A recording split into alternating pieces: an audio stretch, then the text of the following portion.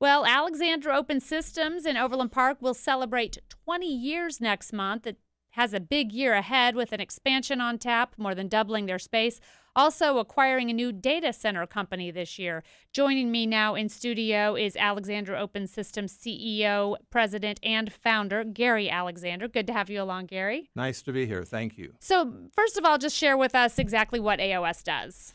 AOS is a computer networking company with lots of services around that, but we sell a lot of Cisco, EMC, VMware, Microsoft products, and many other products. But why people do business with us, because they can buy those products in many places, are all the service people, the systems engineers, the design architects, well-educated account managers. This is a really competitive field, I am sure. What do you think makes the difference for AOS, and how have you been able to grow? You've got some tremendous growth projections out there, $500 million by the end of 2017. You set this goal a couple of years ago. You say you're on track with that, so congratulations. But what do you think makes the difference for you? Well, I think there's a number of things, but we have gone after markets that are underserved. So we're not in Chicago, we're not in New York City, Atlanta. We are in Dallas now, so that's an anomaly for us. But we're local. So we have support people close to our customers. So if they call at 3 o'clock in the morning and they really need help, we have people right there that can be there within, a half an hour. And you really specialize in, one of the markets that you've really seen growth is in education and in the public sector?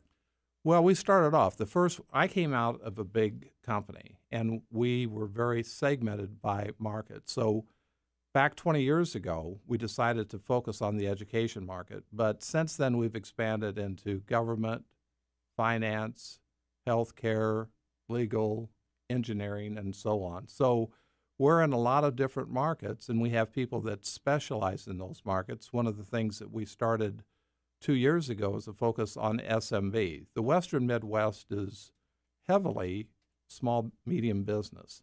So we have people that are focused on that. So we're not just going after the large accounts. We're going after about all the accounts in the Western Midwest. And you've really found that to be your sweet spot. It is. Everybody goes after the enterprise account, Mm-hmm. At low margin. So we'll go after that. But we serve better a whole breadth of industries and verticals. One of your more fun stories is wiring Sporting Kansas City at the Livestrong Sporting Park, rather. That was wrapped up 2 years ago? June the 9th, a year ago. A year ago, 2011. So but tell me about that project, how you landed it, and some of the intricacies involved with that. Well, the real story is that a very large telephone company was supposed to do it. They backed out of their marketing agreement, so I'm told. They approached me. The time frames were pretty tough. Mm-hmm. So at first I said, no, I didn't want to do it. But my people really wanted to do it, so we got into it. We had up to 20 people working on it, tight time frame. They made a video on it that candidly brought me to tears, and they loved the project so much that it was great. And, so we have a suite there, and we bought a suite for 5 years. It's a great suite. The customer service there is fantastic. They use high density wireless there. It's the most technically advanced stadium in the world right now. We're proud that we were associated with it. And so maybe or maybe not, you can talk about this, but Sporting Innovations, planning to continue in this vein with helping, sports venues become more and more wired. What do you think about that venture? I don't know too much about that venture itself, but certainly in the sporting market for the Kansas City Chiefs, they need it. It's been dictated throughout the NFL that they have to go that way because in the marketplace that we go to today, fans go to the stadium, they're going to be on their cell phones. They want to be able to be connected. Without high density wireless, they're going to have a hard time doing it. So everybody's going to be forced to go into that. And there's a lot of marketing things that SKT, Sporting Innovations, is going to wrap around that. Sounds like a fun. It sounds like a great project. I know it was an exciting one for you. I spoke with you, I think, as around the time that you all were wrapping that up.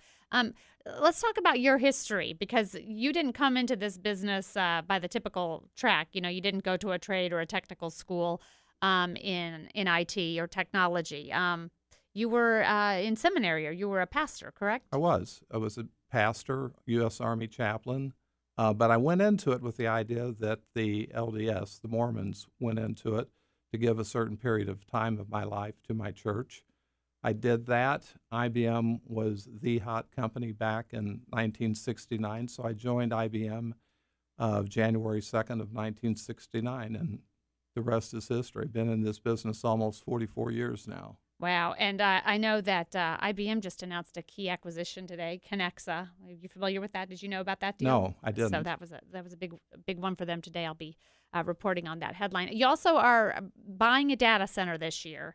Where's the data center located, and what kind of function will it have? It's in Olathe. Okay. It's a great data center, 2 different buildings, well designed. So we've completed that acquisition now as of July the 2nd. Grant Seiner, the COO of our company, is now the CEO of AOS Cloud. So the company was NIS, Bob Jewell's company. So Grant Seiner is now the CEO of AOS Cloud, and we're going to spend a lot of money in equipment and services, to serve the Western Midwest market. What do you make of Google Fiber, and how will that affect your business, or will it? Candidly, I don't have it figured out now. It seems like there's a lot of things that people need to do in order to qualify for it, different communities. So I don't see really much impact right now. I could be, totally wrong too, though. And what about your expansion, just your corporate expansion? You're more than doubling your space. When does that move wrap up, and where are you moving? We're planning it right now. We're at 128th and Foster, which is just 2 blocks west of Metcalf. We're only moving a block away. And that's really for the convenience of our employees so we don't disrupt them. But we're all going to be on one floor. We're opening up a 4,200 square foot fitness center. That's going to be a perk for our employees, and hopefully they'll lead healthier lives and enjoy life better and be more productive. So that will happen January 1st of next year. All right. And anything else you want to share with me about AOS? I know you said, with IBM in the late 80s. Is that right? 69. Oh, okay. And what about how can you talk a little bit about what you think the biggest game changer has been in technology through that, through the past There's been so decades? many, but I mean, the intelligent phone right now is the biggest game changer. These smart pads. But in our business, storage is growing 75% a year. We do a lot of business. We doubled our business from 20 million to 40 million with EMC last year. Virtualization is very, very hot. VMware, which is owned by EMC, is the leader in that market. Unified communications is really hot. New telephone systems. We've done 900 of those installs for Cisco. Wow. So there's a lot of hot products in the marketplace. Everything we're doing now, though, is around services. We'll still sell a lot of equipment, but our service business is growing over 50% a year. And where do you see the growth? You see it in the service business? Absolutely. Okay. And that's why we bought the data centers, so we can, offer hosted managed services.